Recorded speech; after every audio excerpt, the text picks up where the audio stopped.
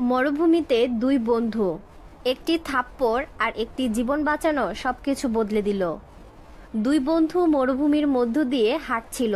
কিছুক্ষণ পর তাদের মধ্যে ঝগড়া হলো, আর একজন আরেকজনকে থাপ্পড় মেরে বসলো। যে থাপ্পড় খেয়েছিল সে কষ্ট পেল, কিন্তু কিছু বলল না, শুধু বালিতে লিখলো, আজ আমার প্রিয় বন্ধু আমাকে থাপ্পড় মেরেছে।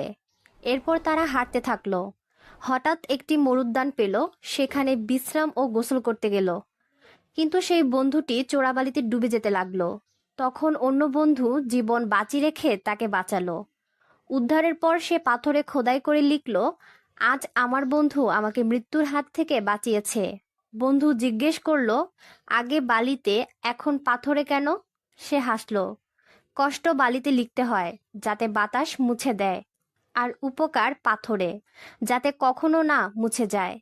ঝগড়া নয়, ক্ষমা করো, উপকার কখনো ভুলে যেও না।